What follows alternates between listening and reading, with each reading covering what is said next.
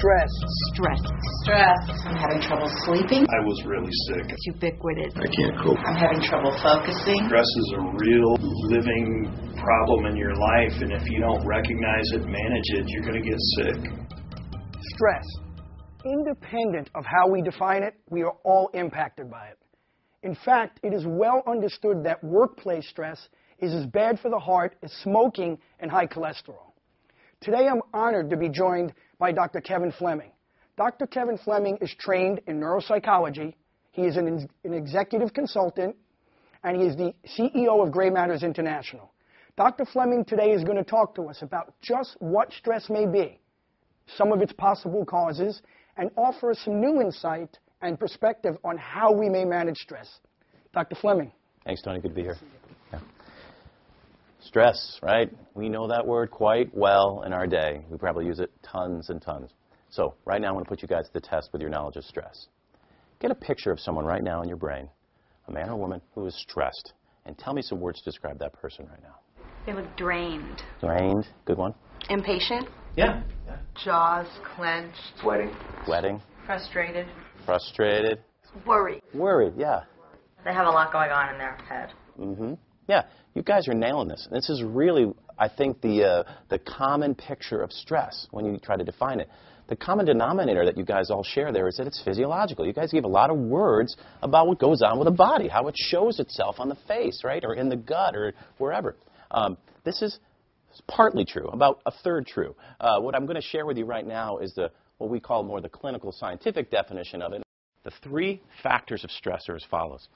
Has to have physiological arousal for some activity to be coined as stressful. And you guys nailed it. You guys picked up a lot of signs of the body when it's aroused, right?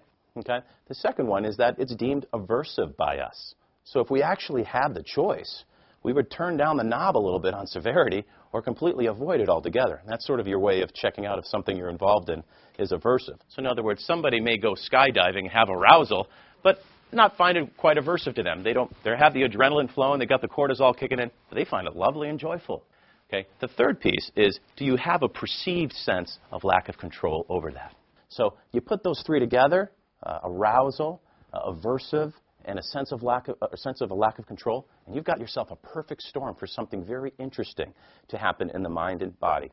What is that interesting thing? Well, it's a blurring, it's a confusion of an acute stressor. Someone slaps you in the face, you get a mosquito bite, or someone cuts you off on the road, whatever. Those are acute, stressful events. It confuses that with what we call chronic stress. What happens is something acute moves silently and sneakily into this realm of chronic stress. The real culprit for this confusion is resting in that 3-pound organ in your head, on your shoulders, the brain. The brain wants to be right. It doesn't want you to really be stress-relieving in your decision-making. It loves patterns. Right? It just loves what it knows right now and grows that, okay?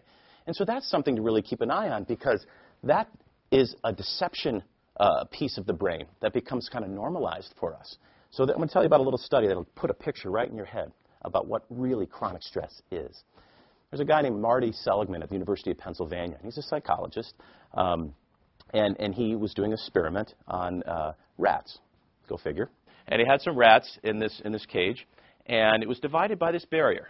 And they had put these rats on one side, and a little barrier. It wasn't a complete closure, so they had enough room to go over the fence, over the barrier, right? But they put these rats in one side or one half of the cage, and then he started randomly shocking these rats. But there was no pattern to the shocks. They were very random. You couldn't predict if it was going to happen here, here, here. So you basically had this sort of crazy nature of these rats dancing around trying to avoid the shocks. Well, something was fascinating after a while. The more they were doing that, the more the rats just actually stayed on one panel and didn't even move, even though they were glancing over their freedom over the fence, so to speak, right? They were staying put on one panel. This was fascinating. So Seligman realized that these rats were learning helplessness because of the loss of control piece that they were feeling. They could not predict the pattern. Tell me, does that sound like your work life at times? People feel that? Go left. No, go right. Now go straight. Now go back. Turn around. Now touch your head. Turn right. Whatever. You have a lot of patterns you're trying to decipher. The trick with stress and why learned helplessness becomes really the big picture of what stress is the brain loves patterns.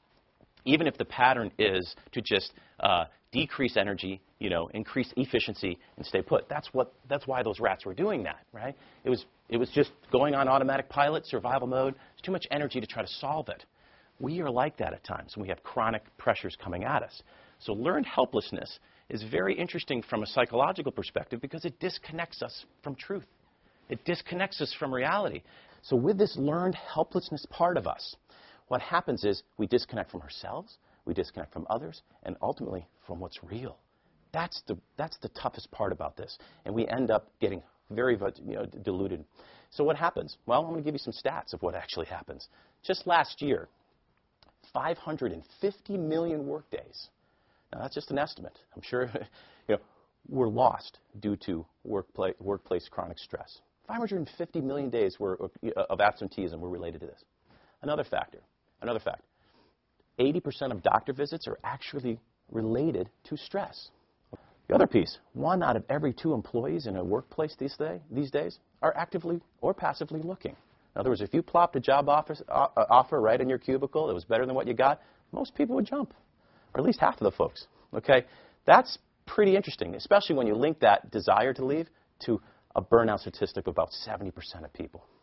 That's amazing. So really what we got here is we've got a very grim situation with stress that is more than just, I'm stressed, which is such a common word now. I think we use that as sort of like, yeah, me too. But there's a real underlying dynamic here, folks, that is bordering on reality testing problems, right, related to it. So we really got to do something about it.